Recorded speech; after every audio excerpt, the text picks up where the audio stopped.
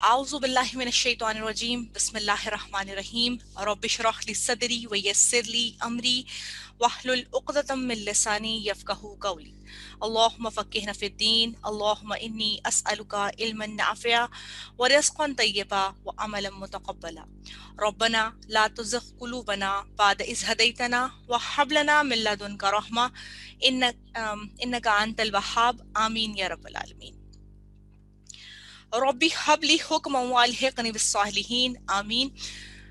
अल्हम्दुलिल्लाह आज हम कुरानुल हकीम का बाकायदा तौर पर आगाज़ कर रहे हैं और आगाज़ अल्हम्दुलिल्लाह सूरह फातिहा से। और इससे पहले कि जो हमने एक सेशन लिया इंट्रोडक्शन टू कुरान का, उसमें अल्हम्दुलिल्लाह हमने जिक्र किया कि कुरान के अंदर मक्की और मदनी सूरतें जो थीं वो हैं, और इसी तरह नासिख और मनसूख के अहकामात कि कहाँ कहाँ सूरतें नाजिल हुई, और इसी तरीके से जिक्र किया बीच में कि कुरान की जो तरतीब है वो अल्हम्दुलिल्लाह नज़ूली है, जो कि अल्लाह तबारक व तआला की तरफ से हम सब पर नाजिल हुई है। और उसी तरतीब के साथ कुरान पाक 3 अदवार के अंदर हज़रत अबू बकर सिद्दीक़ के दौर में, रसूल अल्लाह सल्लल्लाहु अलैहि वसल्लम के दौर में, उसके बाद हज़रत अबू बकर सिद्दीक़ के दौर में, और इसी तरीके से और उसके बाद हज़रत उस्मान गनी रज़ियल्लाहु ताला अन्हु के दौर के अंदर फिर कुरान जो है वो प्रॉपर तरीके से महफूज किया गया, जो आज अल्हम्दुलिल्लाह एक मुसहफ की फॉर्म में हमारे पास मौजूद है। सूरतुल फातिहा मदनी सूरह मुबारका है। इसकी 7 आयात हैं। ये उस वक्त का तोहफा है जब अल्लाह रब्बुल इज़्ज़त ने मौका मेराज के मौके पर अल्लाह तबारक व तआला ने नबी अकरम सल्लल्लाहु अलैहि वसल्लम को जो 3 चीज़ें दी थीं, जिनमें नमाज, सूरह अल बकरा की आखिरी 2 आयात, और उसके अलावा जो है जो अता फरमाया था वो ये सूरह फातिहा भी थी। सूरह फातिहा कंप्लीट तौर पर यानी इनके 7 आयात जो हैं वो यकमुश्त जो है नबी अकरम सल्लल्लाहु अलैहि वसल्लम पर नाजिल हुई, और इनको सबा मसानी भी कहा जाता है। इसके अलावा इसके नाम जो है वो रुकिया, शाफिया, हाफिया, कंज, सबा मसानी, दुआए मसला, और इसी तरीके से जो है इसको दम वाली दुआ यानी रुकिया भी कहा जाता है। हजरत अबू सईद खुदरी रज़ियल्लाहु ताला अन्हु से मरवी है कि वो फरमाते हैं कि हम एक दफ़ा मतलब एक काफिले की फॉर्म पे सहाबा कराम तबलीग के लिए जिस तरीके से आगे कहीं गए हुए थे, तो वहां पर जो है वहां पर एक जो वहां का कबीले का सरदार था, उसके बच्चे को सांप ने डस लिया। तो उन्होंने कहा कि है कोई दम करने वाला। तो उस वक्त जो है हजरत जो एक सहाबी थे वो गए और उन्होंने जाके उसके बच्चे को दम किया, और दम करने के बाद जो है वो मुकम्मल तौर पर सेहतयाब हो गया। वो शख्स इतना खुश हुआ कि उसने बकरियों के रेवड़ में से कुछ बकरियां उनको तोहफतन हिबा कर दी। नबी अकरम सल्लल्लाहु अलैहि वसल्लम के पास जब वो आए तो उस वक्त जो है नबी अकरम सल्लल्लाहु अलैहि वसल्लम को पूरे का पूरा वाकया जब गोश गुजार किया गया, तो नबी अकरम सल्लल्लाहु अलैहि वसल्लम ने फरमाया कि तुमने क्या दम किया था। तो उन सहाबी ने अर्ज की कि मैंने जो है सूरह फातिहा को दम किया था, और उसके बाद जो है वो उससे उस बच्चे की तबीयत ठीक हो गई। तो नबी अकरम सल्लल्लाहु अलैहि वसल्लम बहुत ज़्यादा खुश हुए कि तुम्हें किस तरह पता चला। तो उस पर जो है मतलब इस हदीस से हमें ये बात पता चलती है कि ये इससे जो है वो दम भी किया जा सकता है। लेकिन ये जो 41 टाइम्स पढ़ने की जो एक रिवायत है जो कि मिलती है कि फजर की नमाज के बाद 41 टाइम्स जो है वो उसको पढ़ा जाए, तो इसकी कहीं से भी कोई दलील हमें नहीं मिलती। अच्छा, सूरह फातिहा के आगाज से पहले हम जब भी कुरान पाक की तिलावत करते हैं, तो ये मैंने साथ इसलिए बता दिया कि आज हमने इस पर बात अल्हम्दुलिल्लाह हम ये पढ़ेंगे। लेकिन जब हम कुरान को तिलावत शुरू करते हैं तो सबसे पहले हम पढ़ते हैं ताऊज़ यानी आऊज़ु बिल्लाहि मिनश शैतानिर रजीम। ताऊज़ जो है वो एक किस्म का हमारा तावीज़ है, जो कि हम जिस तरीके से बच्चों के गले में कोई हिफाजती चीज जो है उसको डाला जाता है, बिल्कुल इसी तरीके से आई थिंक शेयर हो गई स्क्रीन। अच्छा, जो बच्चों के गलों में डाला जाता है तावीज़, बिल्कुल इसी तरीके से ताऊज़ जो है वो असल में हिफाजत की एक चीज़ है, जो कि समझ लें कि हम पढ़ते हैं। इसलिए कि फरमाया गया कुरानुल हकीम में सूरह नहल की आयत नंबर 98 के अंदर, फ़इज़ा क़रअतल कुरआन फ़स्तइज़ बिल्लाहि मिनश शैतानिर रजीम, और जब तुम कुरान की तिलावत शुरू करो तो अल्लाह ताला की जनाब में शैतान रजीम से पनाह मांग लिया करो। तो इस तरीके से कहा गया کہ یہ پناہ مانگنا بہت ضروری ہے. یعنی یہ ایک ایسا تعویذ ہے جو کہ دشمن سے حفاظت کے لیے ہم اپنے اوپر مطلب پہنتے ہیں. وہ پہننے سے مراد یہ نہیں کہ ہم بچوں کو تعویذ پہنانا شروع کر دیں. ایک مثال کے طور پہ بتایا کہ جو تعوذ ہے وہ اصل میں عین واو زا سے ہے, زال سے ہے, جس کے معنی ہوتا ہے حفاظت کے اندر آ جانا اور خود کو محفوظ کر لینا. اور اسی طریقے سے پھر ہم اس تعوذ کے بعد ہم پڑھتے ہیں تسمیہ, یعنی بسم اللہ الرحمن الرحیم. یعنی اس سے ہم کیا کرتے ہیں, اللہ تعالیٰ کی نصرت کو طلب کرتے ہیں, اللہ کی مدد کو طلب کرتے ہیں. حضرت جبرائیل امین نے فرمایا کہ تسمیہ پڑھنے سے اللہ کی برکت حاصل ہوتی ہے. ہم ہر ایک نیک کام کو شروع کرنے سے, اس کے آغاز کرنے سے پہلے جو ہے ہم بسم اللہ پڑھتے ہیں. جیسے کھانا کھانے سے پہلے اور باقی کے تمام تر کام جو ہم کرتے ہیں وہ یا تو دائیں ہاتھ سے کرتے ہیں الحمدللہ, یا پھر جو ہے ہم ساتھ میں بسم اللہ الرحمن الرحیم پڑھ کر اس کا آغاز کرتے ہیں. اب آ گئے ہم الحمدللہ سورہ فاتحہ کی طرف. سورہ فاتحہ کا جو بنیادی لفظ ہے وہ اس کا یعنی کہ روٹ ورڈ وہ نکلا ہے فتح سے, فا تا اور ہا, جسے آپ اردو میں فے تے ہے بولتے ہیں. فتح کہتے ہیں کنجی کو. یہ وہ کنجی ہے جو کہ بسم اللہ الرحمن الرحیم سورہ فاتحہ کا. سورہ فاتحہ کا لفظ جو ہے وہ فا تا ہا سے نکلا ہے, جس کا مطلب ہے کنجی. کنجی کہتے ہیں, کنجی یعنی کہ چابی, جس کو کہا جاتا ہے چابی کو نا. تو اس سے یہ ہوا کہ یہ سورۃ الفاتحہ اصل میں ام القرآن اس کو کہا جاتا ہے. اور ساتھ میں یہ کیا ہے کہ یہ قرآن کا مقدمہ ہے. مقدمہ کہتے ہیں کسی بھی کتاب کو جب ہم کھولتے ہیں نا تو اس کے لیے ہمیں پریفیس کی ضرورت ہوتی ہے. جو پریفیس ہوتا ہے نا اس کا, وہ یہ بتاتا ہے کہ اس جو کتاب جو ہم پڑھنے جا رہے ہیں اس کا اصل میں رائٹر کون ہے, اور وہ یہ بتاتا ہے کہ اس بک میں آپ پڑھیں گے کیا.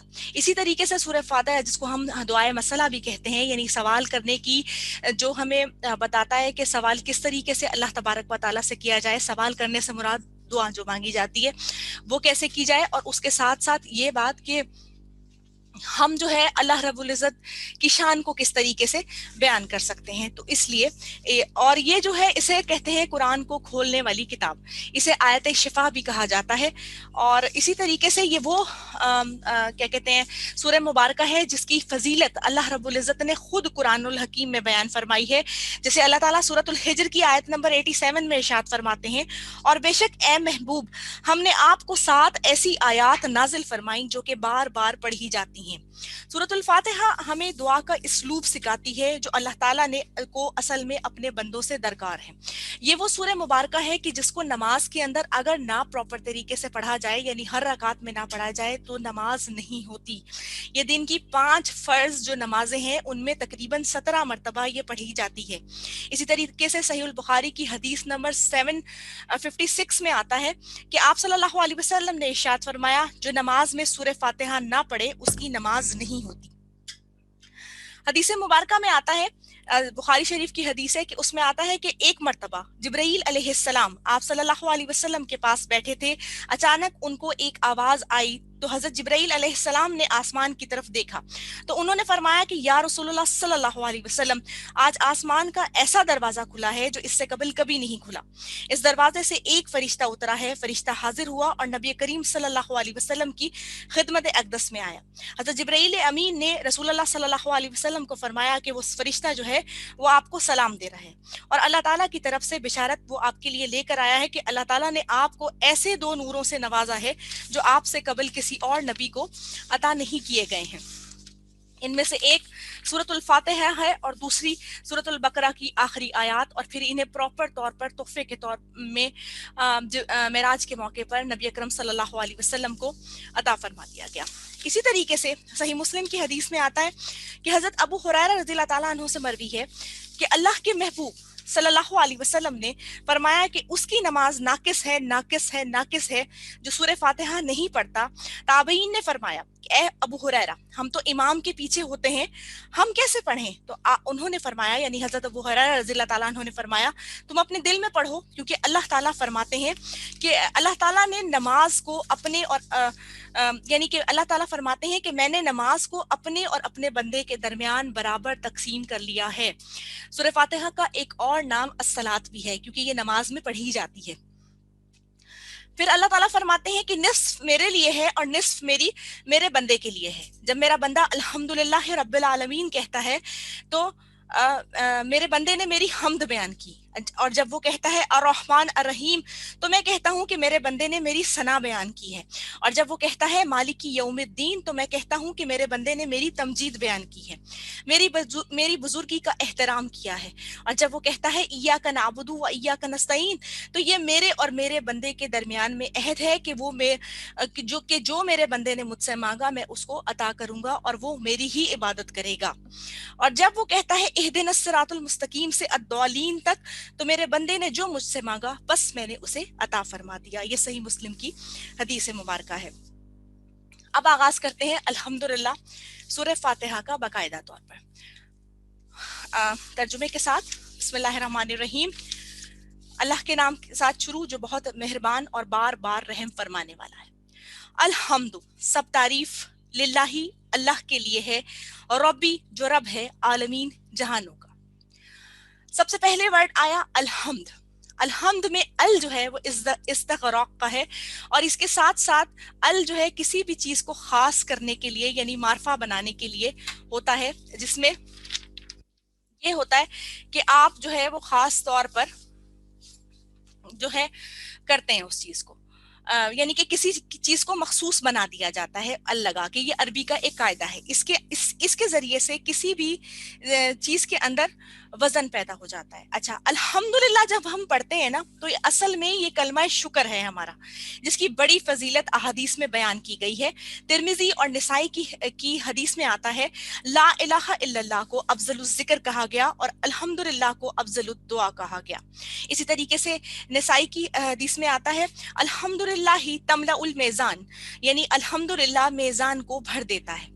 इसी तरीके से कहा गया कि सहीहुल मुस्लिम में आता है कि अल्लाह ताला इस बात को पसंद फरमाता है कि उसका बंदा हर खाने और पीने पर अल्लाह ताला की हम्द को बयान करे। तो यानी क्या लफ्ज बोले, जैसे कि कोई हाल चाल पूछे तो इंसान बोले अल्हम्दुलिल्लाह।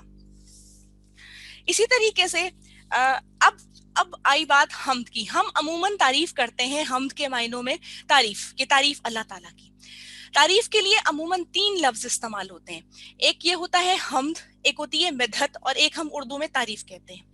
हम्द ऐसे इख्तियारी फेल के ऊपर तारीफ है जो वो शख्स करने का मुकम्मल तौर पर इख्तियार रखता है, यानी शख्स से मुराद या वो हस्ती जो मुकम्मल तौर पर उसको उस तारीफ की अहल होती है। अल्लाह रब्बुल इज्जत से बढ़कर कोई भी यानी हम्द के सीगे के लिए कोई भी ऐसी हस्ती नहीं है जिसके लिए हम हम्द के अलावा कोई और वर्डिंग यूज कर सकें, इसलिए कि वो जर्रे को कमाल करने वाली हस्ती है, वो मुकम्मल तौर पर इख्तियारात रखने वाली हस्ती है। वो ऐसी हस्ती है जो कि इख्तियारी फेल भी कर सकती है और गैर इख्तियारी भी। मुराद क्या हुई इस बात की? मुराद ये हुई कि हर वो काम जिसको करने के लिए हमें असबाब की जरूरत होती है, अल्लाह रब्बुल इज्जत अपने कलमा कुन से उसको सरअंजाम दे देते हैं। यानी अल्लाह के लिए इशारा यानी काफी है, यानी रब्बुल इज्जत के लिए। और इसी तरीके से मदहा, जिसको हम मिदहत भी कहते हैं, मिदहत होती है ऐसी तारीफ जो कि इंसान ने कोई फेल इख्तियार किया हो और उसके बाद उसकी तारीफ की जा रही हो।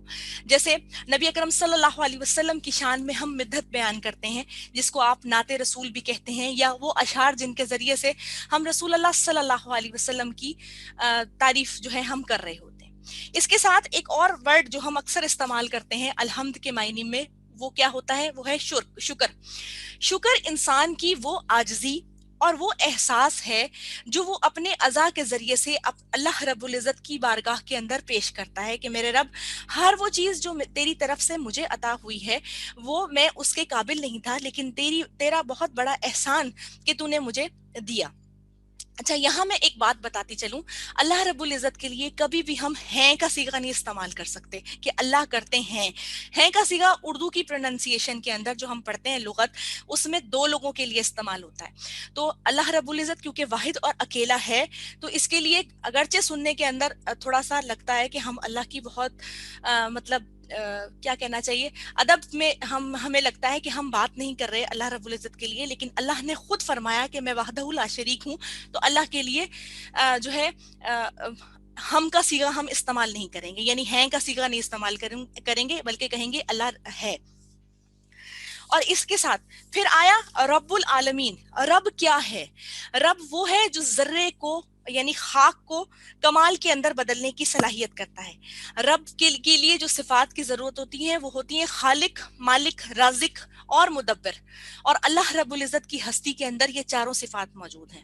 یعنی اللہ تعالیٰ خالق بھی ہے. کائنات کی کوئی بھی چیز چاہے وہ انسان یہ دعویٰ کرے کہ آج میں نے یہ بنا لی، تو وہ اس کو یہ نہیں کہیں گے اس نے یہ تخلیق کی ہے، بلکہ اس نے یہ کہیں گے یا تو دریافت کی ہے یا ایجاد کی ہے. اس کے لیے تخلیق کا لفظ آئے گا تو اس کے پیچھے جو کمپوننٹس سارے کے سارے موجود ہوں گے وہ اللہ رب العزت نے ہی کائنات کے اندر موجود رکھے ہیں. انہی کمپوننٹس کے تھرو اس نے چیز کو بنایا ہے. پھر ہے اللہ مالک. سانس جو ہے، جو ہماری آ رہی ہے، جو ہماری سانس جا رہی ہے، اس کے اوپر مکمل طور پر اختیار اللہ رب العزت کا ہے. ہمیں پتہ نہیں ہے کہ ہم کہاں سے پیدا ہو کر آئے اور ہماری منتقلی جو ہونی ہے جسے ہم انتقال کہتے ہیں وہ کہاں کی طرف ہونی ہے. یعنی ہم جہاں سے آئے نہ تو ہماری اپنی مرضی تھی کہ ہم نے پیدا ہونا ہے، کہ کس جگہ ہونا ہے، کیسے ہونا ہے، اور کن لوگوں کے درمیان ہم نے پیدا ہونا ہے، اور نہ ہی آگے جب ہمارا سانس کا وقت جو ہماری مدت مہلت جو اللہ رب العزت نے رکھی ہے وہ جب ختم ہوگی تو ہمیں کہاں جانا ہے. تو وہ مالک ہے ہر چیز کا. آپ یہ سوچ رہے ہوتے ہیں کہ ویدر جو ہے وہ ایک دم سے چینج ہو رہا ہے اور اب جو ہے نا وہ بارش آئے گی، لیکن ایک دم سے دھوپ نکل آتی ہے، کیونکہ جو کنٹرول ہے نا، مدبر جو ہے وہ پورا کنٹرول جس کے ہاتھ کے اندر ہے وہ اللہ رب العزت کی ذات ہے. پھر فرمایا عالمین کا وہ رب ہے. عالمین کا رب، عالمین اٹ سیلف جو ہے وہ عالم کی جمع ہے. اچھا، عالمین ہو گئی سپرلیٹو ڈگری، اور پھر عالم ہو گیا کیا کہتے ہیں جہان. جہان کیا ہوا کہ جہان اس چیز کو کہتے ہیں کہ جیسے آپ نے کوئی چیز دیکھی اور آپ نے کہا کہ نہیں اس کی تو پوری کی پوری فیملی ہوگی ایک لمبی چوڑی. جیسے انسانوں کا جہان الگ ہے، جنوں کا جہان الگ ہے، پرندوں کا الگ ہے، پودوں کا الگ ہے، حشرات کا الگ ہے، اور اس کے علاوہ جو آپ آبی مخلوق دیکھتے ہیں ان کا الگ ہے. اس کے علاوہ جو ہے ہوائیں ہیں ان کا الگ ہے، بادلوں کا الگ ہے، پہاڑوں کا الگ ہے، آبشاروں کا الگ ہے. یعنی ہر چیز جو ذرہ ذرہ آپ دیکھ رہے ہیں اس میں تمام تر چیزوں کا جو ہے وہ عالم ہے ایک مکمل طور پر. اچھا، عالم کیسے ہوا کہ ہم اگر انسانوں کا نظام اگر دیکھتے ہیں تو لازمی کھانے پینے، پہننے اوڑھنے، باتھ روم جانے، اس کے علاوہ افزائش نسل جو ہو رہی ہے وہ، پھر مرنا، پھر اس کے بعد تدفین، اور یہ کیا ہے، یہ ایک چین جو چلی آ رہی ہے، یہ ایک عالم ہے نا کہ اس کے اندر انسانوں کے ساتھ ایسے ہوتا ہے. بالکل اسی طریقے سے جانداروں کے ساتھ بھی کچھ اسی طریقے سے ہوتا ہے. پھر جنوں کی فیملیز بھی کچھ نہ کچھ کرتی رہتی ہوں گی. پھر پودوں کے اندر بھی ساتھ میں جوڑے ہوئے کہ اس طریقے سے کہا جاتا ہے پپیتے اور کھجور کو ساتھ نہ لگایا جائے تو کھجور نہیں ہوتی، یعنی کہ جوڑے کے فارم میں ہوتا ہے. یعنی ہر چیز کو جو اللہ تعالیٰ نے بنایا وہ ایک خاص ترتیب سے چیزیں جو ہیں وہ چل رہی ہیں. اب جو وہ ترتیب چل رہی ہے تو وہ ایک عالم کو تخلیق کرتی ہے. تو فرمایا گیا الحمدللہ رب العالمین، کہ تعریف کس کے لیے ہے؟ جو جہانوں کا پالنے والا ہے. اب ہے کوئی ایسا جو کہ تمام جہانوں کو پال سکے؟ یہاں تو ایک فیملی کو پالنا بعض اوقات جو ہے وہ مشکل ہو جاتا ہے کہ افراد زیادہ ہیں یا کوئی بھی چیز ہے یا کوئی بھی سرکمسٹانسز ایسے آ گئے جس کے لیے کرنا. تو رب کی تعریف سب سے بڑی کیا ہے کہ وہ جہان کو پالنے والا ہے، کہ وہ جہان جو ہے وہ ایک جہان نہیں ہے بلکہ بہت سارے جہان ہیں. اور پھر کہا گیا کہ وہ ان سب کو پالنے والا ہے. پھر فرمایا گیا الرحمن، بہت مہربان ہے، الرحیم، بار بار رحم کرنے والا ہے. اچھا، الرحمن جو ہے وہ عربی لغت کے حساب سے جو وزن ہے اس کا وہ فعلان پہ ہے. آپ کو یہ چیز ابھی نہیں سمجھ آئے گی لیکن یہ اس لیے بتا رہی ہوں کہ جس طریقے سے ہمارے پاس انگلش میں ایڈجیکٹو جب ہم پڑھتے ہیں جسے اسم صفت کہتے ہیں، اس میں سپرلیٹو ڈگریز ہوتی ہیں نا، جیسے گڈ، بیٹر، بیسٹ ہو گیا. اسی طریقے سے آپ کوئی بھی ڈگری بنا لیں جو کہ سپرلیٹو تک آپ کو لے کر جاتی ہے. تو اسی طریقے سے یہ فعلان کے وزن پہ ہے، جس کا مطلب ہے بہت زیادہ مہربان، اتنا مہربان کہ حد درجہ. اسی طریقے سے الرحیم جو ہے وہ فعیل کے وزن پر ہے، وہ بھی سپرلیٹو ڈگری ہے جس میں کہا گیا بہت زیادہ مہربانی کرنے والا، کرم کرنے والا، نوازش کرنے والا. مراد کیا ہوئی کہ دونوں کے دونوں مبالغے کے صیغے ہیں. مبالغہ کا مطلب یہاں پہ میں ایگزیجریٹ کا لفظ اس لیے نہیں استعمال کروں گی کہ اللہ تبارک و تعالیٰ کی شان کے لیے ہر وہ چیز ہے جس کو شاید ہم بیان بھی نہیں کر سکتے، اس لیے کہ لیس کمثلہ شیء، کہ اس کے جیسی تو کوئی چیز ہی نہیں. اس لیے یہ کہا گیا کہ مبالغے کی کا ہے یہ صیغہ. اور پھر ایک اور چیز، اب اچھا اس میں ایک بڑی مزے کی چیز ہے جو کہ وقت کے ساتھ ساتھ جب ہم قرآن کو پڑھتے ہیں اور آہستہ آہستہ اللہ ہمیں شعور کی منازل دیتا ہے تو یہ بات پتہ چلتی ہے کہ اللہ تعالیٰ الرحمن فی الدنیا ہے، یعنی اللہ رحمان دنیا کے اندر ہے. رحمان کیا کہ جو بڑی بڑی چیزیں آپ کو دیے چلے جا رہا ہے، جن کے لیے بعض اوقات جو ہے وہ ہم حیثیت بھی نہیں رکھتے بالکل بھی، لیکن کیا ہے وہ دے رہا ہے، کیا صحت عطا فرما رہا ہے، کھانے پینے کو دے رہا ہے، پہننے کو دے رہا ہے. اس کے علاوہ اللہ تعالیٰ نماز کی توفیق عطا فرما رہا ہے. اس کے علاوہ اللہ تعالیٰ نے ہدایت کا راستہ عطا فرما رکھا ہے جس کے لیے آگے ہم الحمدللہ دعا کر رہے ہیں اہدنا الصراط المستقیم. تو یہ تمام تر چیزیں اللہ نے دی ہے. پھر کہا الرحیم، جو باریک باریک چیزیں ہیں جن کا ہمیں پتہ نہیں چلتا وہ دینے والا ہے. لیکن الرحیم فی الآخرہ، کہ آخرت کے اندر وہ رحیم ہوگا. تو مطلب کیا بنا کہ رحمان وہ دنیا میں کافروں، مسلمانوں، منافقوں، مشرکین ہر کسی کے ساتھ ہے، مومنین کے. لیکن الرحیم جو ہے وہ صرف اور صرف آخرت میں اللہ کی وہ صفت نظر آئے گی جو کہ اللہ رب العزت ایمان والوں کے ساتھ، تقوی رکھنے والوں کے ساتھ ہوگا. یعنی دنیا میں ہر کسی کے ساتھ اللہ تعالیٰ رحمان ہے. تو اللہ تعالیٰ ہمیں ان لوگوں میں شامل فرما دے.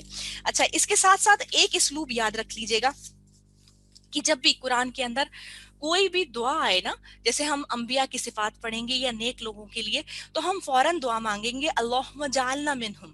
اگر میں اپنی ذات کے لیے دعا کروں تو میں بولوں گی اللہم جعلنی منہم، کہ اللہ مجھے ان لوگوں میں سے شامل کر دے. لیکن اب ہم سارے کے سارے ہیں تو اب ہم جو بیٹھے ہیں تو اس صورت میں کیا ہوگا کہ اللہم جعلنا منہم، کہ اے اللہ ہمیں اس میں شامل کر لے.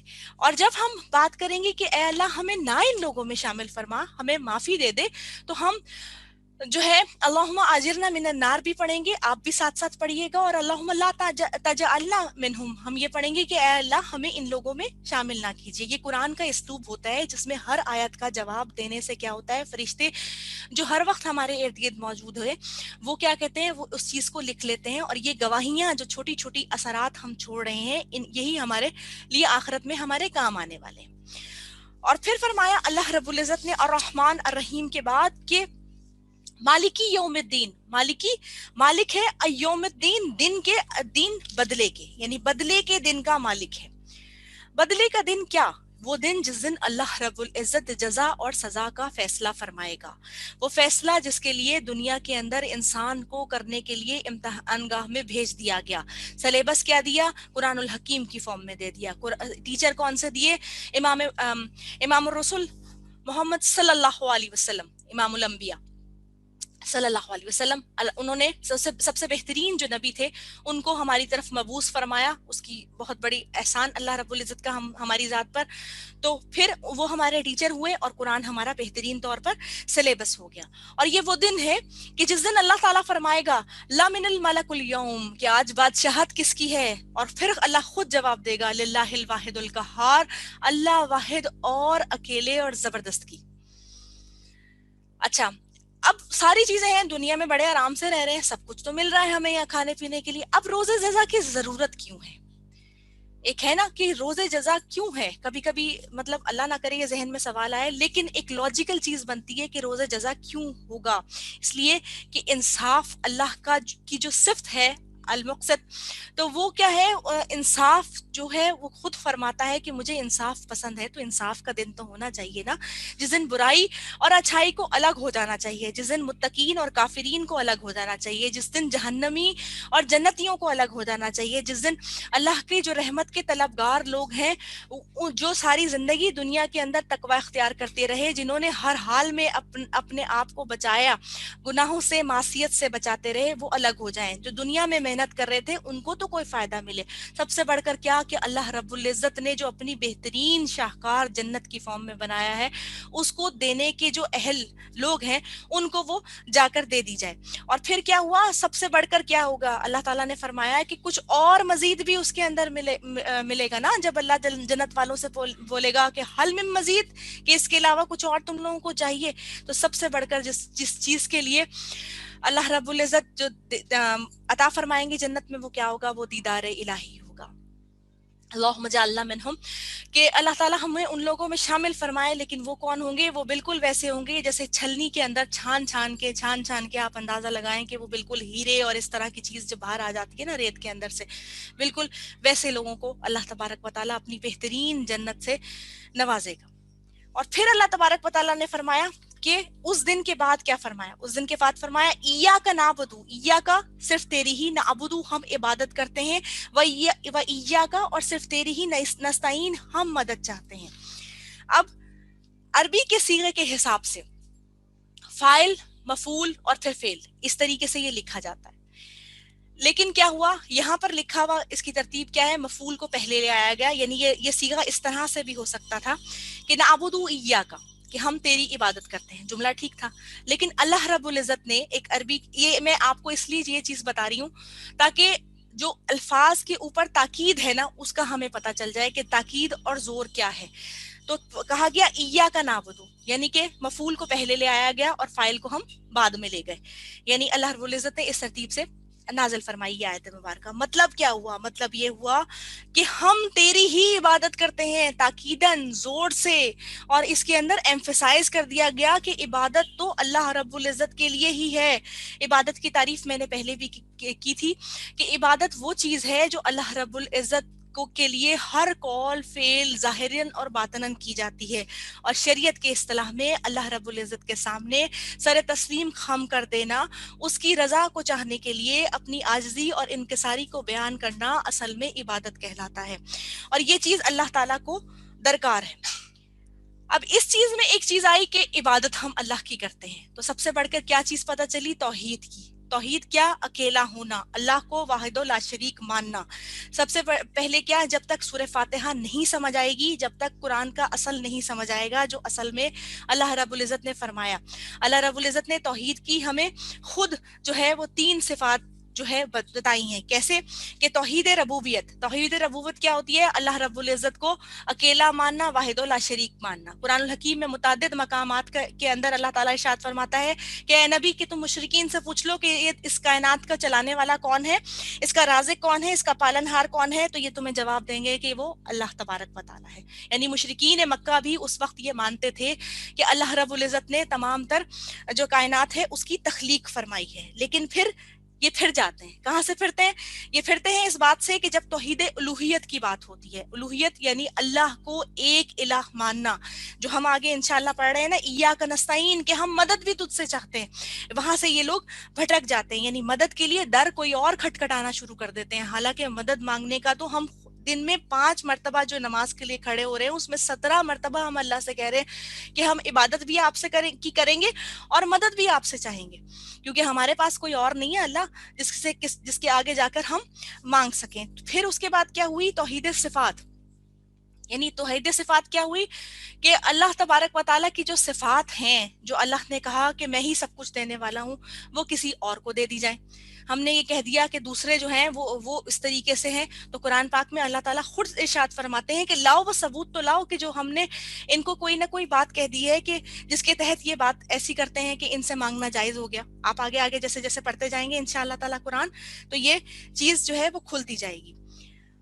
अच्छा, अब इसके अंदर जहन में जो बात आती है वो ये वाली आती है कि क्या मदद मांगना नाजायज है जाहिरी असबाब के अंदर? जिस तरीके से घर के अंदर बच्चे होते हैं वो माँ को कहते हैं कि खाना दे दो, या शौहर बीवी जो है उनका जो ताल्लुक है इसमें बीवी शौहर को कह देती है लाओ मुझे पैसे दे दो, या शौहर अपनी बीवी से कह सकता है कि मुझे कोई चीज चाहिए वो दे दो, या हम जाहिरी असबाब में किसी से कोई चीज ले लेते हैं इस्तेमाल के लिए, बर्तन, कोई भी चीज जो भी आप समझ लें। जाहिरी असबाब के अंदर जो मौजूद हैं उनमें मदद मांगना अल्लाह रब्बुल इज्जत ने जायज करार दिया है। वो तो इसलिए कि अल्लाह रब्बुल इज्जत ने खुद बंदों को आपस में ताल्लुकात के लिए भेजा है दुनिया में। लेकिन वो असबाब जो कि गैब के हों, जिसमें किसी से मदद मांगना, ऐसी चीज जो कि कल होने वाली है और मैं उसके लिए अभी से मदद मांग रही हूं, तो मैं अल्लाह से मदद मांगूंगी। اچھا وہ چیز کہ جس کے لیے میں نے گھر سے نکلتے ہوئے اپنے بچوں کو باہر بھیجا، یا میں نے کوئی اور چیز کی، یا مجھے روزی روٹی کا مسئلہ ہے اس کے لیے میں نے دعا کی، تو وہ بھی میں کیا کروں گی، وہ میں اللہ رب العزت سے مانگوں گی، کیونکہ وہ ظاہر پہ آپ وہ نہیں کر سکتے، اس پہ تکیہ نہیں کر سکتے. ہاں کہیں کسی سے افراد اور اسباب کے حساب سے مدد چاہیے ہوگی تو وہ آپ لے سکتے ہیں، کیونکہ اس کا اختیار ہمیں دیا گیا. نبی اکرم صلی اللہ علیہ وسلم ایک مرتبہ گدھے پر سوار تھے، پیچھے حضرت معاذ رضی اللہ تعالیٰ عنہ سوار تھے. رسول اللہ صلی اللہ علیہ وسلم نے ان سے پوچھا کہ کیا تم جانتے ہو کہ اللہ کا بندوں پر کیا حق ہے؟ حضرت معاذ رضی اللہ تعالیٰ عنہ نے فرمایا کہ اللہ اور اس کے رسول بہتر طور پر جانتے ہیں. پھر آپ صلی اللہ علیہ وسلم نے فرمایا کہ اللہ کا بندوں پر یہ حق ہے کہ اللہ کی عبادت کی جائے اور اس کے ساتھ شرک نہ کیا جائے، اور بندوں کا اللہ پر یہ حق ہے کہ اگر وہ ایسا کریں تو اللہ تعالیٰ انہیں بخش دے اور انہیں پھر عذاب نہ دے. یعنی اللہ اور بندے کا حق جو ہے وہ اصل میں یعنی ایک دوسرے پر جو حق ہوتا ہے اس کا جو وضاحت کرتی ہے وہ یہ آیت مبارکہ کرتی ہے، جس کو ہم پڑھتے ہیں ایاک نعبد و ایاک نستعین. ہم یہ پڑھتے ہیں صرف اور صرف ایک جس طرح رٹا ہوئے طوطے کی طرح ہر نماز کے اندر ہم پڑھ لیتے ہیں، لیکن اصل مفہوم ہم حقیقت میں اپنی زندگیوں کے اندر امپلیمنٹ نہیں کرتے. اور پھر اللہ رب العزت نے فرمایا اہدنا الصراط المستقیم، کہ ہمیں سیدھی راستہ دکھا دے. یعنی پہلے کیا اقرار کہ اللہ رب العزت رب ہے، اس کی تعریف بیان کی، پھر اس کے ساتھ وہ عہد جو تھا یعنی یہ جو وعدہ تھا وہ کیا. اب اپنے لیے دعا کی جا رہی ہے کہ یا اللہ ہمیں سیدھا راستہ دکھا دے. کس کا راستہ؟ جو کہ بالکل سیدھا ہے. اچھا یہ جو صراط مستقیم ہے نا، صراط مستقیم وہ راستہ ہے جو اللہ تعالیٰ نے نبی اکرم صلی اللہ علیہ وسلم کو دے کر بھیجا، جس کی وضاحت قرآن اور احادیث رسول صلی اللہ علیہ وسلم کرتی ہیں. قرآن کے بعد سب سے مستند کتاب جس سے ہدایت لی جاتی ہے وہ صحیح البخاری ہے، جو کیا کہتے ہیں امام عبداللہ شاہ بخاری رحمۃ اللہ علیہ نے تحریر فرمائی ہے، اور اس کے اندر وہ تمام تر احادیث ہر چیپٹر کے ساتھ ڈیٹیل سے موجود ہیں. اس کے علاوہ صحیحین یعنی صحیح مسلم اور صحیح بخاری کے علاوہ صحیح ستہ کی 6 کتب بھی ہیں، جن کے ذریعے سے ہم کوئی بھی مسئلہ ہو تو ہم ہدایت اس کے ذریعے سے لے سکتے ہیں، یعنی ان کے بارے میں پڑھ سکتے ہیں.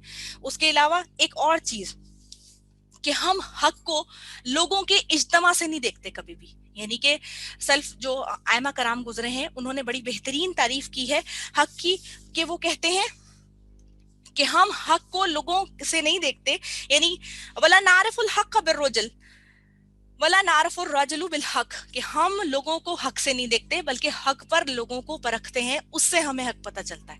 یعنی جو دنیا کے اندر میجورٹی از اتھارٹی کا رول ہے وہ قرآن اور حدیث اور ہمارے دین پر لاگو نہیں ہوتا. ہمارے لیے حق اور سچ بات وہ ہے جو اللہ تبارک و تعالیٰ نے اپنے قرآن اور احادیث رسول کے اندر بتا دی. اب ہدایت کے راستے کے اندر 2 چیزیں بڑی امپورٹنٹ ہوتی ہیں. ایک چیز ہوتی ہے رشد، یعنی سیدھے راستے کی طرف رہنمائی جو کہ قرآن اور حدیث کرتی ہے، اور پھر ہوتی ہے توفیق ہدایت، جو اللہ تبارک و تعالیٰ سے ہم دعا کر رہے ہیں کہ وہ اللہ تعالیٰ ہمیں توفیق دے. ورنہ توفیق کے بغیر دن میں 5 وقت اذان ہو رہی ہے، لیکن جب توفیق نہیں نہ ملتی تو نماز پڑھنے کے لیے ہمارے پاس 100 بہانے ہوتے ہیں کہ یہ کر لوں، اچھا کل سے پڑھ لوں گا، اچھا ظہر پڑھ لوں گا، پھر مغرب پڑھ لوں گا. اس طریقے سے ہمارے پاس 100 چیزیں ہو رہی ہوتی ہیں.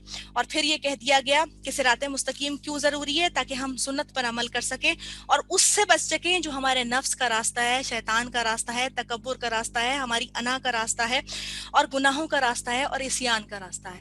اس پر سے بچ کر اور سیدھے راستے پر جو باریک بال کے جیسا راستہ ہے صراط مستقیم کا، اس پر ہم چل سکے، اور اس کے جو احکامات ہیں وہ انشاءاللہ العزیز قرآن اور احادیث ہمیں آہستہ آہستہ آگے قرآن میں بتاتی جائیں گے انشاءاللہ. اور پھر رسول اللہ صلی اللہ علیہ وسلم نے فرمایا قل آمنت باللہ ثم استقم، کہ کہو کہ میں ایمان لایا اللہ تعالیٰ پر اور پھر ڈٹ جاؤ، ایسا ڈٹ جاؤ کہ اس کے بعد پھر اس چیز سے مکمل طور پر پھرو نہیں. اچھا یہ دعا، یہ تمام تر جو ہمیں اسلوب سکھایا گیا وہ ضروری کیوں تھا؟ اس لیے کہ ہمیں صحیح راستے کا علم ہو جائے، ہمیں اس راستے کا علم ہو جائے جس کا ذکر آگے آ رہا ہے. جو اہدنا الصراط کے بعد جو اگلی آیت مبارکہ میں اللہ تعالیٰ نے ارشاد فرمایا نا، صراط الذین، کہ راستہ ان لوگوں کا انعمت جس پر انعام کیا تو نے، علیہم جن پر، غیر المغضوبی نہ کہ ان کا جن پر غضب کیا گیا، علیہم ان پر، ولا الضالین اور نہ ہی وہ جن کا راہ جو کہ گمراہ ہو گئے. یعنی हमें रास्ते की जरूरत क्यों पड़ी?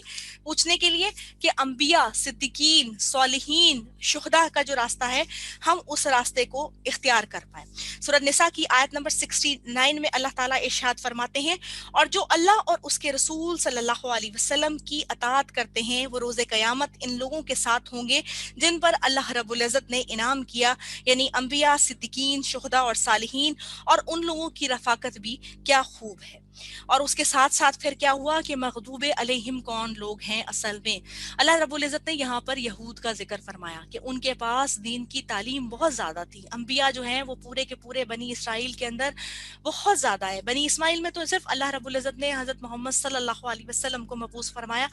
हज़रत इब्राहीम से लेकर हज़रत ईसा अलैहिस्सलाम तक तमाम तर अंबिया जो आए हैं वो बनी इसराइल के अंदर आए। उनके पास जो है सीखने समझने के लिए जो मटीरियल चाहिए था, जो किताब थी, उनके पास तीनों किताबें, तौरात, ज़बूर और इंजील, तीनों कुतुब उन्हीं के अंदर आई मुख्तलिफ वक्तों के में। और फिर हर नबी जो आते हैं अगर उनके पास कोई खास आसमानी किताब नहीं, जो यानी चार के अलावा कोई और नहीं है, तो उनके ऊपर अल्लाह रब्बुल इज़्ज़त ने सहाइफ को नाजिल फरमाया। सहीफा कहते हैं कोई भी एक छोटी सी किताब जिसको आप बोल सकते हैं, बुकलेट जिसे हो, तो वो वाली चीज हो गई। तो उसको अल्लाह रब्बुल इज़्ज़त ने नाज़िल फरमाया। यानी उनके पास क्या था? उनके पास दीन की समझ बूझ बहुत ज्यादा थी, और नतीजा क्या हुआ कि उन्होंने अमल नहीं किया। तो वो क्या हुआ? मग़दूबे अलैहिम हुए कि अल्लाह ने उनको जितना, वो लाडली कौम थी जिनके ऊपर इनाम और इकराम बहुत ज्यादा हुआ, उनकी निजात भी उनको मिली, लेकिन क्या हुआ? उन्होंने अमल नहीं किया। और वलद दौलीन, गुमराह कौन हो गए? गुमराह हो गए नसारा। नसारा कैसे हो गए? दीन का इल्म उनके पास था नहीं, आगे तहरीफ कर दी गई, यहूद ने उनको और ज्यादा बात गलत बताई, और उसके बाद उन्होंने अमल नहीं किया। नतीजा क्या हुआ कि उन्होंने हजरत ईसा अलैहिस्सलाम के मामले में गुलूफ कर दिया। मतलब क्या हुआ? हद से वो बढ़ गए। उन्होंने अमल के अंदर बहुत ज्यादा तेजी दिखाई, यानी अमल इतना ज्यादा कि जो बिल्कुल शरीयत के मनाफी था, कि नाउजुबिल्लाह उन्होंने हजरत ईसा अलैहिस्सलाम को अल्लाह का बेटा तसव्वुर कर लिया। और जब वो, यानी हमारा क्या है, हमने ख्वाह थोड़ा अमल करें, लेकिन एक तो कुरान और शरीयत के हिसाब से करें, और क्या हो, मुस्तकिल मिजाजी के साथ करें, तो ऐसा अमल जो है अल्लाह रब्बुल इज़्ज़त के यहाँ दरकार भी है और कबूल भी है। तो इस सिलसिले में ये कहा गया कि ए अल्लाह, हमें इनाम वाले लोगों में शामिल फरमाना, यानी वो लोग जो कि अल्लाह तबारक व तआला के इनाम याफ्ता हैं, अंबिया जो कि मासूमीन हैं, जिनको अल्लाह रब्बुल इज़्ज़त ने शरीयत देकर भेजा, जो कि तमाम तर चीज़ों को बयान भी करने वाले हैं, और फिर अल्लाह की तरफ से जो नबी जो होते हैं वो एक्चुअल में वो रोल मॉडल होते हैं जो अल्लाह रब्बुल इज़्ज़त इंसानियत से चाहता है कि बिल्कुल इस तरह के तरीके पर अमल करना। और फिर सिद्दीकीन कौन? जो कि सच बोलने वाले हैं। सच क्या? जिंदगी की सबसे बड़ी सच्चाई तौहीद का इकरार है, और सबसे बड़ा झूठ जो है वो शिर्क है। अल्लाह ताला ने उसे जुल्म अजीम कहा है कि अल्लाह के साथ किसी और को शरीक ठहराना। जैसे जैसे ये आयत आएंगी हम इनकी डिटेल इंशाल्लाह शिर्क के पैराए के अंदर डिटेल से इसको लेते जाएंगे वक्त के साथ साथ इंशाल्लाह अज़ीज। और फिर कौन? शुहदा। शुहदा वो भी जो अल्लाह की राह के अंदर शहीद हो जाते हैं, वो शुहदा भी। और दूसरा वो भी जिनको अल्लाह रब्बुल इज़्ज़त क़यामत के दिन गवाह बनाएंगे। शुहदा बतौर गवाह भी हैं, जो कि अंबिया के बाद आगे पहुंचाने वाले उनके ताबईन जो होते हैं, जो पैगाम आगे बढ़ाते हैं। इसी तरीके से अहले कुरान जो कि कुरान का इल्म रखते हैं और कुरान की बात को फिर आगे बढ़ाते हैं, जिसको हम अल्हम्दुलिल्लाह उलमाए कराम कहते हैं हमारे उसमें। और फिर सालेहीन वो लोग जो कि नेक आमाल करते हैं, तमाम तर ऐसे आमाल जो कि अल्लाह रब्बुल इज़्ज़त के यहाँ पसंदीदा होते हैं। तो ये वो चीज़ है जो कि दरकार है, यानी अल्लाह रब्बुल इज़्ज़त अल्लाह से दुआ है हमारी और इल्तजा भी कि अल्लाह रब्बुल इज़्ज़त हमें उन लोगों में शामिल फरमा ले जो कि अंबिया, सिद्दीकीन और सालेहीन का रास्ता था। ऐसी तमाम तर चीज़ें हमें करने की तौफीक अता फरमा दे। और वो लोग जो कि गैरिल मग़दूब हैं, यानी कि जिनके ऊपर गज़ब नाक अल्लाह ताला हुए हैं और जो भटके हुए हैं, तो अल्लाह ताला ऐसे रास्ते से जाने से हमें बचा दे। और इसके बाद हम आमीन कहते हैं। आमीन दुआ की कबूलियत के लिए होने वाली वो मोहर है जिसको करने के लिए हज़रत जिब्राइल अमीन ने अल्लाह के हुक्म से नबी अकरम सल्लल्लाहु अलैहि वसल्लम को इरशाद फरमाया, और नबी अकरम सल्लल्लाहु अलैहि वसल्लम ने हमें बताया कि जब भी ये पढ़ी जाए तो इसको कहा जाए आमीन। अच्छा, आमीन कहने से समझ गोया ये हुआ कि ये दुआ قبولیت کی طرف چلی گئی، یعنی کہ اس پر ایک مہر لگ گئی.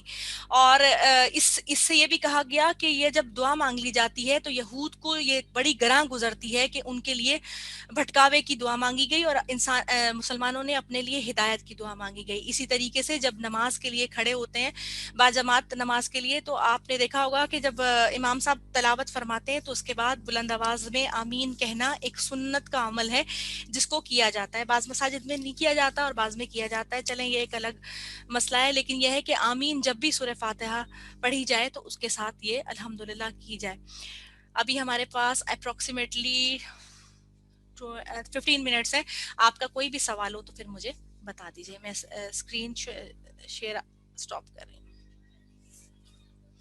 آپ چیٹ پہ کوئی بھی سوال ہے تو پھر مجھ سے پوچھ سکتے ہیں ریگارڈنگ ٹو دس.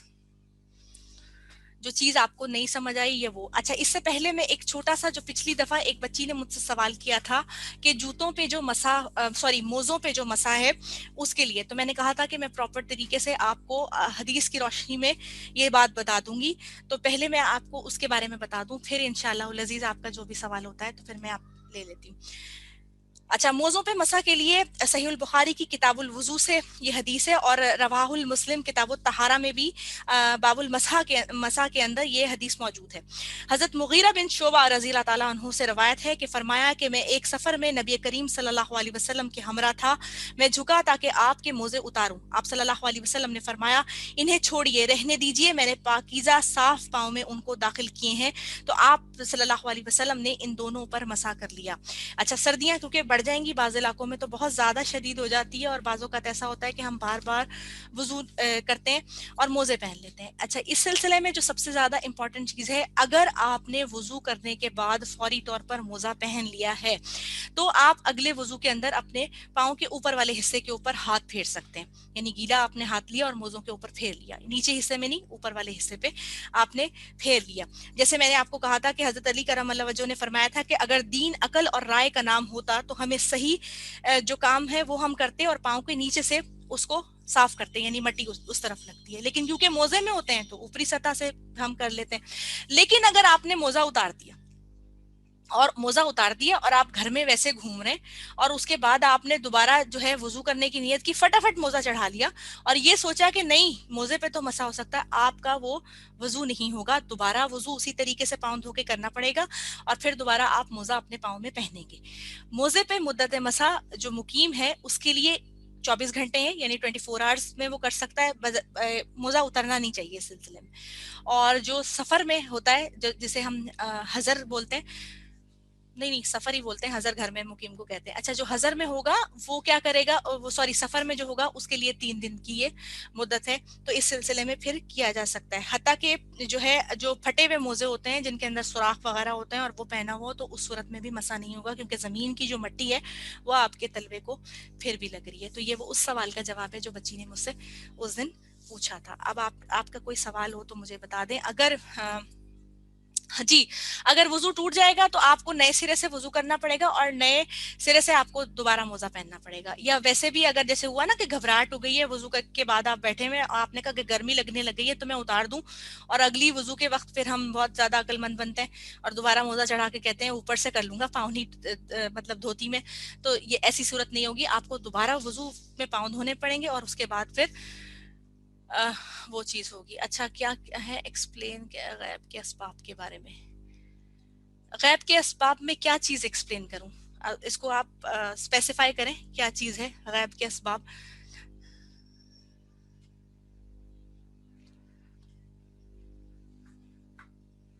نہیں، آپ رسول اللہ صلی اللہ علیہ وسلم سے بھی مدد نہیں مانگ سکتے. نہیں، آپ بالکل نہیں مانگ سکتے. اللہ رب العزت کے علاوہ آپ کسی ایک سے بھی یہ نہیں کہہ سکتے کہ جو ہے آپ نے جو ہے میری یہ مدد کر دیجئے. اس لیے کہ ایک مرتبہ رسول اللہ صلی اللہ علیہ وسلم کی خدمت اقدس میں ایک صحابی حاضر ہوئے تھے اور انہوں نے جب کسی بات کے لیے کہا تو پھر انہوں نے فوراً فرمایا کہ اللہ اور اس کے رسول جو ہے جو چاہیں گے وہ ہوگا.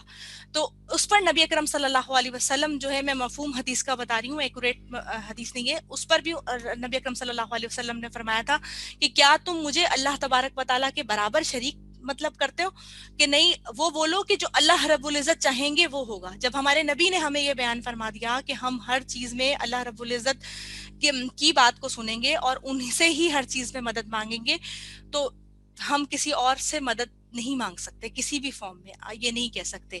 اور اسی طریقے سے جو یہ یا کا لفظ ہم استعمال کرتے ہیں کسی بھی نام کے ساتھ, تو اس میں یا کا مطلب ہوتا ہے پکارنے کی سینس میں. جیسے ہم یا اللہ بولتے ہیں تو ہم اے اللہ کر کے مخاطب کر رہے ہوتے ہیں اصل میں. اور اچھا لائک اگر کوئی جاب, دیکھیں اگر کوئی جاب کا پرابلم ہے اور وہ ظاہری طور پر مدد کر سکتا ہے نا آپ کی, تو آپ ظاہری اسباب میں مدد لے سکتے ہیں, ظاہری اسباب کے لیے منع نہیں ہے. آپ کسی سے کہہ بھی سکتے ہیں, وہ کہتے ہیں تعاونوا علی البر والتقوی, کہ نیکی اور تقوی کے کاموں میں ایک دوسرے کی مدد کرو. تو یہ کیا ہے, یہ ایک قسم کی مدد ہے, نیکی کی طرف بڑھنا ہے. اس میں آپ مدد کے لیے یقیناً کہہ سکتے ہیں کہ بھئی مجھے یہ پرابلم ہے تو تم مجھے کر کے دے دو یہ کام. لیکن کیا ہے کہ کوئی ایسی چیز جو غائبانہ طور پر ہو رہی ہے, جو غائبانہ یعنی ہماری نظروں سے ہٹی ہوئی ہے, لیکن اس کے لیے ہم کسی کو پکار رہے ہیں یا کہہ رہے ہیں, کیونکہ انسان اپنے لمیٹڈ, اب آنکھیں جو کیا ہیں 6x6 کے رول سے چلتی ہیں نا, کہ 6 فٹ کی نظر سے آپ کو نظر آ جائے گا, اس کے علاوہ نہیں آئے گا, سائڈ وائڈ سے جتنا بھی آئے گا, اس سے آگے آپ دیوار کے باہر تو نہیں دیکھ سکتے. اس کے علاوہ کوئی بھی شخص جو ہے وہ یہ تو نہیں کہہ سکتا کہ آسمان کے اوپر میں نے دیکھا اور سب کچھ دیکھ کے میں نیچے لے کر آ گیا, یا زمین کی تہوں سے میں نے خزانہ دیکھ لیا. تو یہ وہ تمام تر چیزیں ہیں جن کے لیے اسباب جو ہے وہ اللہ رب العزت سے ہی ہم نے مانگنے ہیں. یہ نہیں کہنا کہ ہماری اس سلسلے میں کوئی اور بھی کرے. نبی پاک صلی اللہ علیہ وسلم کے صدقے میں بھی نہیں مانگی جاتی دعا. وسیلے کے 3 ذریعے نبی اکرم صلی اللہ علیہ وسلم نے خود بتا دیے تھے. ایک وہ جو کہ نیک اعمال آپ کرتے ہیں, ٹھیک ہے, اور دوسرا وہ جو کہ آپ اللہ کی راہ میں کر رہے ہوتے ہیں, اور پھر ایک جو آخرت میں جو ہے نبی اکرم صلی اللہ علیہ وسلم کو جو مقام دیا جائے گا اس کو وسیلہ کہا جاتا ہے, جس کو ہم مقام محمود بھی کہتے ہیں. وہ چیز ہے.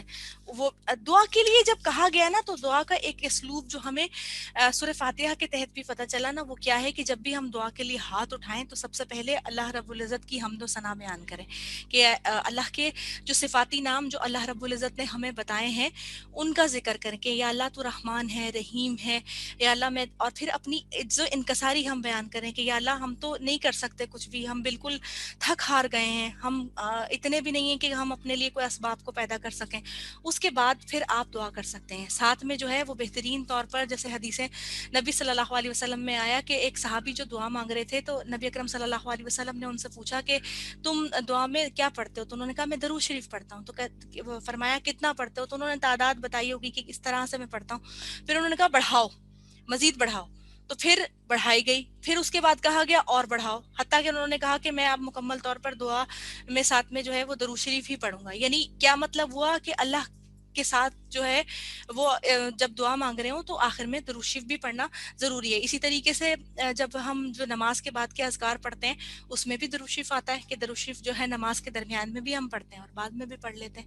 لیکن یہ جو بیچ میں صدقے کا سلسلہ ہے یا اس طرح سے کوئی دعا مانگی جاتی ہے, تو اس طرح سے دعا مانگنا ٹھیک نہیں ہے پراپر طریقے سے. یہ انشاءاللہ تعالی جیسے جیسے ہم آگے بڑھتے جائیں گے آپ کو ان باتوں کا جو ہے وہ ساتھ ساتھ انشاءاللہ العزیز جواب خود بخود ملتا جائے گا, کیونکہ اللہ تعالیٰ نے بہت ڈیٹیل سے قرآن الحکیم میں ایک ایک بات کو بیان فرمایا.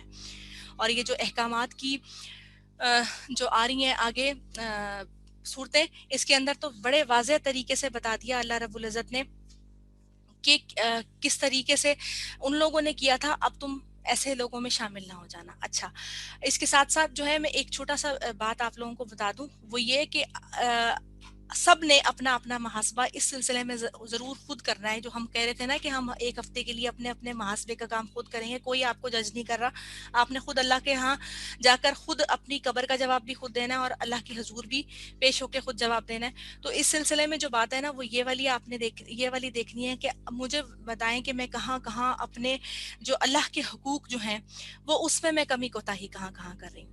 ایک یہ چیز, اور ایک یہ ذرا تصور کر کے کریں کہ سوچیں کہ جب ہم روز محشر اللہ کے حضور کھڑے ہوں گے تو کیا میں اس قابل ہوں کہ میں کھڑا ہو سکتا ہوں یا نہیں ہو سکتا. جہاں جہاں کوئی کمی کوتاہی ہے اللہ کے حضور صدقے دل سے ہم توبہ کر لیں, اور توبہ کرنے کے ساتھ ساتھ جو ہے ساتھ میں جو ہے وہ اصلاح کے لیے اللہ سے درخواست کریں کہ اللہ تعالیٰ خود غیب سے مدد فرما دیں. یہ جو ہدایت کے جو تمام تر راستے جو ہوتے ہیں نا یہ اللہ تبارک و تعالیٰ خود ہمارے لیے پیدا کرتے ہیں.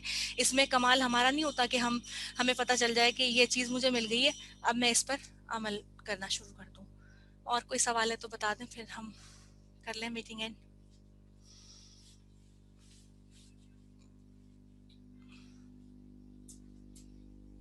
ٹھیک ہے. اچھا ہم جب بھی کوئی سورہ مبارکہ مکمل ہوا کرے گی نا تو ہم ایک چیز ساتھ میں کیا کریں گے کہ ہم سجدہ شکر ادا کریں گے ساتھ ساتھ جب ہمارا پارا بھی مکمل ہوگا اور سورہ مبارکہ بھی مکمل ہوگی تو ہم سجدہ شکر بھی کریں گے اور ساتھ ساتھ ہم کیا کریں گے کچھ نہ کچھ اللہ کے حضور صدقہ بھی کیا کریں گے. اس سے یہ ہوتا ہے کہ جو جیسے میں اگر اپنے لیے آپ کو بات کہوں کہ میں صدقہ خود کو کیوں کروں گی کہ کوئی کمی کوتاہی میرے بولنے میں کوئی ایسی چیز ہو گئی, زبان کی لغزش ہے نا, انسان کبھی کوئی بات غلط بول جاتا ہے, سلپ آف ٹنگ ہو جاتی ہے, تو اللہ تبارک و تعالی ہمیں اس چیز سے معاف فرما دے. اور آپ اپنے سمجھنے کے لیے کریں گے کہ یا اللہ جو چیز میں نے اگر سیکھی ہے تو میرے فہم کے اندر آ جائے, اور فہم کے اندر چیز جب آتی ہے جب ہم اس کو اپنی زندگی کے اندر امپلیمنٹ کرنا شروع کر دیتے ہیں. عمل دروازہ بجاتا ہے انسان کا, سوری علم دروازہ بجاتا ہے انسان کا, لیکن کیا ہوتا ہے کہ جب تک وہ دروازہ عمل کے ذریعے سے کھول نہیں لیا جاتا تو کیا ہوتا ہے وہ رخصت ہو جاتا ہے. جب وہ چیز بار بار نہیں رپیٹ ہوتی تو نکل جاتی ہے ذہن سے.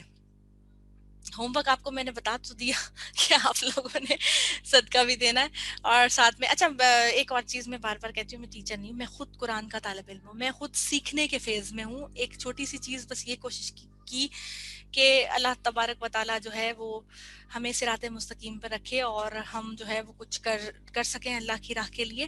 ساتھ ساتھ یہ کہ بار بار آپ کو جو ہے وہ ایک موسٹ ایکٹیو ویلینیس ہمارے پاس کریکٹر ہے جس کا نام شیطان ہے. وہ اتنا ایکٹیو ہے کہ ہم سو جاتے ہیں وہ پھر بھی جاگ رہا ہوتا ہے کہیں نہ کہیں دماغ کے اندر وسوسہ ڈالنے کے لیے, کچھ بھی کرنے کے لیے. تو اس کو ہرانے کی ذرا تھوڑی سی کوشش ہے کہ اللہ تبارک و تعالیٰ مدد ہماری فرما دے تو ہم وہ کر لیں. اور اس سلسلے میں تھوڑا تھوڑا آپ کو لگے گا کہ بیٹری آپ کی ڈاؤن بھی ہو رہی ہے, ایمان اور تقوی کا لیول ڈاؤن بھی ہو رہا ہے, پھر وہ رائز ہو جائے گا. اچھا عبادت کا ورڈ جو ہے وہ عبد سے نکلا ہے, این بے دال. عبد کہتے ہیں بندے کو بھی کہتے ہیں اور سر جھکانے کو بھی کہتے ہیں. عبادت جو ہے اس کا پراپر ایک جو میننگ عربی کے لحاظ سے بنتا ہے نا وہ بنتا ہے کہ جس کو بیان کیا گیا وہ یہ ہے کہ امام ابن قیم نے اس کو جو بیان کیا وہ یہ ایک ایسا اسم ہے جو کافی جامع ہے, ہر اس چیز کو اپنے اندر سموئے ہوئے ہے جس سے اللہ تعالیٰ محبت کرتا ہے. اللہ تعالیٰ اس سے راضی بھی ہوتا ہے, چاہے وہ اقوال سے ہو, افعال سے ہو, چاہے ظاہری ہو یا باطنی ہو. اقوال اور افعال میں کیا چیز آ گئی؟ اقوال میں وہ آ گئی جو آپ عبادت میں آپ سے پوچھا کہ آپ ٹھیک ہیں, خیریت سے ہیں, آپ نے بولا الحمدللہ. آپ سے پوچھا کہ رزق روزی خیریت سے چلتا ہے, آپ نے بولا الحمدللہ, اللہ کا بہت بڑا احسان ہے. تو یہ کیا ہوا, یہ آپ کے اقوال سے آپ نے اللہ کی حمد بیان کی, یہ بھی عبادت کے زمرے میں آتی گئی. افعال سے جس طریقے سے آپ نماز پڑھتے ہیں, روزہ رکھتے ہیں, حج کرتے ہیں, زکوٰۃ دیتے ہیں, اور ظاہری بھی ہو گیا اور باطنی بھی ہو گیا. اور اسی طریقے سے کوئی بھی کام جو رات کے اندھیرے کے اندر جب ساری مخلوق سو رہی ہوتی ہے اور اللہ تعالیٰ توفیق دیتا ہے کہ ہم اللہ سے بات کر سکیں, یعنی تہجد کی نماز پڑھ سکیں, جس وقت یہ لگ رہا ہوتا ہے کہ بالکل جو ہے کیا کہتے ہیں, کیا کہنا چاہیے, جس وقت ساری دنیا سو رہی ہوتی ہے اور اس وقت جو ہم ایسا لگتا ہے کہ اللہ رب العزت صرف میرے ہیں اور میری بات سنیں گے, تو اس وقت جو ہے وہ ویسے بھی تہجد کو کہا گیا نا کہ یہ تو بات منوانے والی نماز ہے کہ جس میں انسان اللہ رب العزت کے حضور اپنی بات کو منواتا ہے. تو یہ تمام تر چیزیں عبادت میں, اور شرعی اصطلاح کے اندر عبادت سے مراد یہ ہوتی ہے کہ ہم عاجزی اور انکساری کے ساتھ اللہ رب العزت کے سامنے سر تسلیم خم کر دیں اور پھر اللہ رب العزت کے سامنے اس چیز کو بیان کریں کہ میرے رب میری تمام اطاعت, میرا سر جھکانا جو ہے وہ تیرے سامنے ہے. اس لیے کہ اللہ رب العزت نے قرآن میں خود ارشاد فرمایا کہ یا ایھا الذین آمنوا ادخلوا السلم کافہ, یعنی کیا ہوا, اسلام کے اندر مکمل طور پر داخل ہو جاؤ, یعنی پورے کے پورے داخل ہونا. یہ نہیں کرنا کہ آدھے تو تیتر رہ جائیں اور آدھے بٹیرے رہ جائیں, ایسا والا نہیں, مکمل طور پر. اسلام از دا موسٹ ماڈرن جو دین ہے وہ آپ کو اس حجاب میں یا آپ کو پردے کے اندر آپ کو ہر چیز جو آپ کے دائرہ کار کے اندر بحیثیت عورت اگر میں بات کروں تو وہ جو دی ہے اجازت آپ کر سکتے ہیں. آپ مارکیٹ بھی جائیں, آپ شاپنگ بھی کریں, سب کچھ کریں, کیونکہ آپ کا جو تمام تر چیزیں ہیں, آپ کا جو نکھار ہے, آپ کا جو سب کچھ ہے, وہ آپ نے اپنے محرم رشتوں کو دکھانا ہے. اچھا اس کے ساتھ میں ایک چیز واضح کر دوں کہ ماں باپ اور بھائی کے سامنے جو ہے جو زیب و زینت کا اظہار ہوگا وہ الگ طریقے سے ہوگا اور شوہر کے سامنے الگ طریقے سے ہوگا. لازمی بات ہے شوہر جو ہے وہ آپ کا ساتھی ہے, آپ مکمل طور پر جو ہے وہ آپ زیب و زینت اس کے لیے کر سکتے ہیں, لیکن باپ بھائی کے سامنے اپنے سینوں پر دوپٹہ ڈالنا, سر پر دوپٹہ رکھنا, غیر ضروری طور پر جو ہے وہ الٹی سیدھی حرکتیں نہ کرنا. اب میں اس کو کس طریقے سے بیان کروں, مطلب کہ آپ وہ چیز جو شوہر کے سامنے آپ زیب و زینت اختیار کرتے ہیں وہ آپ باپ بھائی کے سامنے بھی نہیں کر سکتے.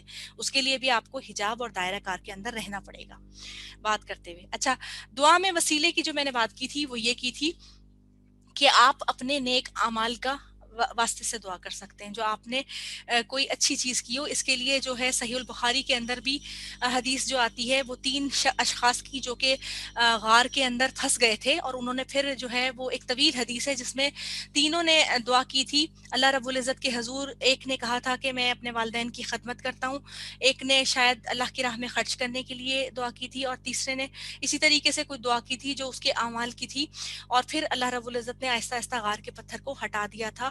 تو یہ کہا گیا کہ اپنے اعمال کو کہہ کے جو دعا مانگی جا سکتی ہے. لیکن حقیقت میں آپ صدق کے دل سے مجھے ایک بات بتائیے, ہمارے پاس کوئی ایسا عمل ہے جس کو ہم اللہ کے رسول یہ پیش کر سکیں کہ یا اللہ میں نے یہ کیا تو مجھے یہ کر دے. ہم صرف اللہ رب العزت سے اس کی خیر اور اس کی رحمت کو طلب کر سکتے ہیں. کبھی بھی اللہ رب العزت سے انصاف مت طلب کیجیے گا, کیونکہ جو ہم نے کیا ہوا ہے نا, جب وہ ہمارے سامنے آئے گا تو ہماری دجیاں بکھر جائیں گی. اس سے اس کی رحمت اور اس سے اس کی نعمت اور اس کی عطا مانگیے گا, تاکہ اللہ رب العزت جس طرح کا بادشاہ ہے نا تو اتنا آپ کو اپنے غیب کے خزانوں کے اندر سے آپ کو عطا فرمائے. الحمدللہ ہمارا ٹائم ہو گیا.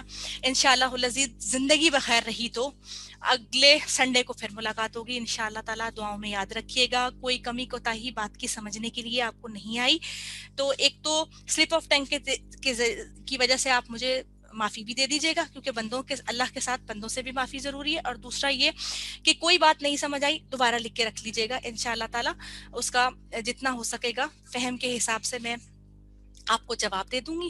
اور دوسرا ساتھ 2 رکعت جو ہے شکرانے کے ادا کیجیے گا کہ الحمدللہ پہلا قدم یعنی پہلی سورہ مبارکہ ہم نے مکمل کر لی. حسب توفیق 5 روپے 10 روپے 2 روپے 1 روپے صدقہ ضرور کر دیجیے گا, تاکہ اللہ تعالیٰ استقامت عطا فرمائے اور وہ جو ملعون شیطان ہمارے پیچھے لگا ہوا ہے اس سے ہم بچ جائیں اور استقامت کے ساتھ ہم پڑھتے رہیں ساتھ ساتھ.